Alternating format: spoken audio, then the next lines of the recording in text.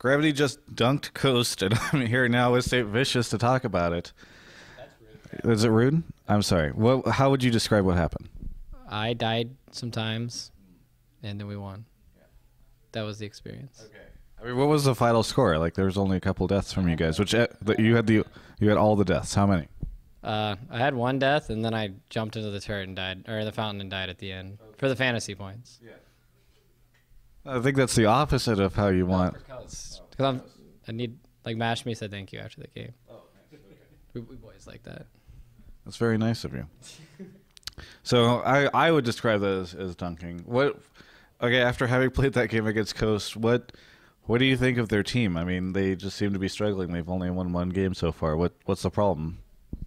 Well, like when you start losing, like your confidence goes down really low, and then I guess you lose sight of like what your team's supposed to be doing. Like, they had a pretty annoying early game, and that's kind of our fault because we didn't rotate out. But I don't know. I feel like once they make one mistake, like one bad thing happens, then like their whole team just crumbles. They look like decent until then. They're like, oh, like they're making the plays, they're doing it. They're like, they look okay, and then just like one bad thing happens, and it just like crumbles, it falls apart. And I think that's just they just lack of confidence right now. Yeah. Do you think that there's a way in which they can recover from this sort of like self-fulfilling prophecy of not winning these games, or do you think that they're just headed towards auto relegation? I don't think it's gonna be this split. Like maybe they'll come back in like the future, but I don't think it's gonna happen this split. I mean, they're too far in the hole now. They'd have to win every single game or something just to make it to the point where they could like play for relegation. Right. So they're gone, unfortunately. That's so sad, Saint. Let's talk about Gravity though. You guys, for what I've understood, you guys are. I keep hearing these stories, or people keep saying on the broadcast, like, this is the most fun together team I've ever been on. Is that the case for you? Like, do you think that the Gravity guys it feels like a family? You got that kind of Cloud9 element. Oh, we're all buddies together, winning League of Legends. I mean, we have like our moments where we scrap it out, like every team does, where we, you have an argument, and you're like, this is how it's supposed to be. And it's just, eventually you come to the point. I think everybody respects each other at the end of the day, and I think that's the most important thing. And it's funny because I was talking to Dom before the Team Liquid match, and we were like joking how going into that match we had the exact same score. It's like you're 5-5 and you're 5-5, and it's like if they lose the match, it's like everything. But if we lose the match, it's like whatever. Yeah. The people thought we were gonna get relegated or something, like, and not do good this split, and like. Yeah, it just feels like there's so much less pressure. Like our owner is really chill, and he's just happy to be in the LCS and happy that everybody's try-harding, and we're just all working really hard. And it's not just like if you're not third or first or something, you're out, like you're out of there. And I think that's really important. I think it takes a lot of the pressure off everybody, and not to say that we don't try our hardest, but I think it just makes for a better atmosphere in general. Kind of allows you guys to sort out your stuff and establish yourself in this split. So hopefully you're setting yourself up for success next split. You think that's how it's kind of working? Yeah, definitely. Well, I think we're aiming for at least like minimum third, because we definitely want to go make a run in playoffs. And Ellis, he's coming to the house, and he's actually helping out a lot. He's changing our play style and changing my jungle play style. And I think in the next coming weeks you're gonna see like a really big change for the team and like how we play and. Like our aggressiveness and just how we do everything. And like when a coach comes in, it's not like, all right, you've been here 2 days. Like you're the new team, you're the guys. It takes some time. It takes a couple weeks. And I think by the end of the split, we'll be in good shape. You said that he's changing your jungle playstyle. You've been playing for so long. It's kind of like the old dog, new tricks kind of deal. Not really. Not really. Cause like if you look at like LCK games and like a lot of LPL games, the junglers have like, they reach 45 CS at like 15, 20 minutes in the game, and then they don't even like look at a creep. They're like, they see Gromp, they're like, and they like run away from it. Like, I'm not going to touch that.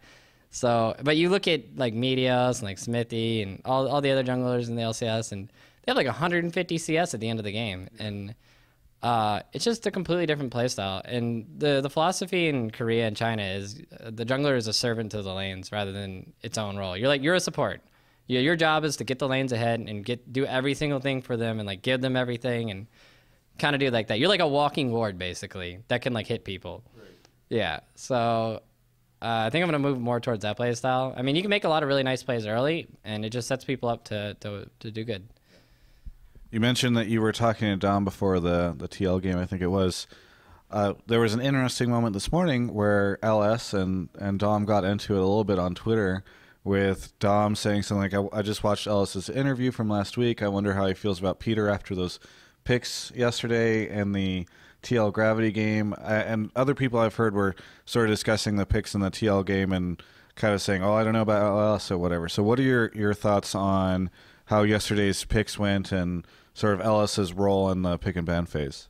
I thought our picks were fine yesterday, and we just needed a 2v1 and shut the cannon down. Hecarim versus cannon is not exactly the best matchup, but Hecarim excels it once the towers go down in the 2v1. It's a long lane, so he can just farm, and he has TP, and he can just... Yeah, it's really hard to kill him. He has ultimate and his E to get away. And then Kennen, he only has like a short little thing to run away. So once you get out in those long lanes, the Hecarim can catch up. And they had a really AP-heavy team comp, so... once we got a little bit of magic resist on our team, we would have been solid. But yeah, we just didn't 2v1, and Kennen got out of control. And we tried to team fight at Dragon, which was a stupid decision. Right. So, I mean, the game is like really important on pins and picks, but it's more about how to deal with the bans and picks that are like actually there. Like, this is team comp A, and this is team comp B. And it's like, this is how we're going to play against it. Like, you see a lot of matches in really, really high tier play. They'll have like one team comp, and like, let's say GE Tigers, right? They played like Hecarim top and whatever the heck, and like Victor and all that stuff, and they like just smashed them with that team comp. And then the next game, the team they were playing against, like, well, we're gonna pick Hecarim and we're gonna play like you guys did, but they didn't play like they did, and they didn't like 2v1 properly and like set the Hecarim up for success, and they just ended up getting crushed. So yes, it's about picks, but it's more about how to play with the picks. Execution. Yeah.